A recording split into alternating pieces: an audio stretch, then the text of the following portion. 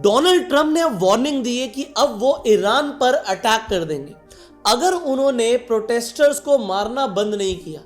आज 10 जनवरी तक आपको बता दूं मैं 14 दिन हो गए हैं ईरान के अंदर कॉन्टिन्यूसली प्रोटेस्ट चलते हुए, कंसेक्यूटिवली 14th डे है ये। और अगर आप देखोगे 1979 के अंदर जो ईरान के अंदर इस्लामिक रेवोल्यूशन हुआ था, उसके बाद अब ये सीधा उतने बड़े लेवल का सबसे बड़ा प्रोटेस्ट है।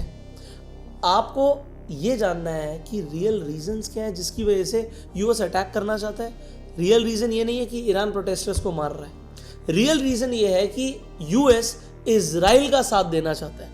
इजराइल के अराउंड अगर आप देखोगे तो एक रिंग ऑफ फायर बना हुआ है। मतलब इजराइल एक जूइश कंट्री है और आसपास जितनी भी कंट्रीज हैं वो सारी मुस्लिम कंट्रीज हैं, इस्लामिक कंट्रीज हैं। अब ईरान बना रहा था न्यूक्लियर वेपन्स और सबसे पहले आपको पता है वो छोड़ेगा न्यूक्लियर मिसाइल इजराइल के ऊपर। इजराइल का साथ देने के लिए यूएस पहुंच ही जाता है। अभी मैंने एक फोटो दिखाई थी जहां पर यूएस के मिनिस्टर्स इजराइल पहुंचे हुए थे। अब आप देखिए, एक तरफ यूएन बोल रहा है कि गाजा के अंदर जेनोसाइड किया इजराइल ने, और दूसरी साइड यूएस के मिनिस्टर्स इजराइल के पैसों पर ट्रिप पर आ गए हैं इजराइल के अंदर।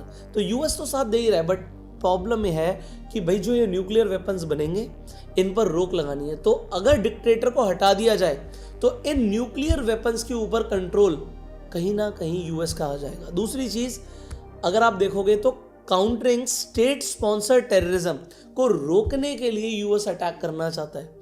तीसरी चीज जो स्ट्रेट ऑफ हॉर्मुज है, जिसकी वजह से आपने देखा था कि क्रूड ऑयल के रेट बढ़ रहे थे क्योंकि ईरान कंट्रोल कर रहा था इसे। अब अगर यहां से वर्ल्ड का 20% ऑयल निकल रहा है, इस पे भी कंट्रोल यूएस का आ गया तो वेनेजुएला से भी तेल में फायदा, और जो स्ट्रेट ऑफ हॉर्मुज से तेल निकल रहा है इस पे भी कंट्रोल। तो यूएस की एक तरीके से मोनोपोली हो जाएगी पूरे वर्ल्ड के अंदर। वो ऑयल को कंट्रोल करना शुरू कर देगा, और ऑयल को कंट्रोल करना मतलब पैसे को कंट्रोल करना। तो यूएस 100% ये चाहता है, और ह्यूमन राइट्स की आड़ में आके हो सकता है यूएस अटैक कर दे ईरान के ऊपर। शेयर कीजिए टू स्प्रेड द अवेयरनेस।